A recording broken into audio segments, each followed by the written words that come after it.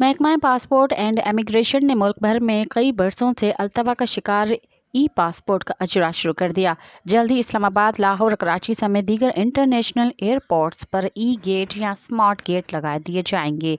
ई passports रखने वाले मुसाफिर इन smart gate से गुजरते हुए इमिग्रेशन प्रोसेस मुकम्मल करेंगे। 5 साल के लिए 36 सफ़ात पर मुश्तमल ई पासपोर्ट की नॉर्मल फ़ीस 9,000 और अर्जेंट की 15,000 रुपये होगी। 10 साल की मुद्दत के ई पासपोर्ट के नॉर्मल फ़ीस 13,500 जबकि अर्जेंट के 22,500 होगी।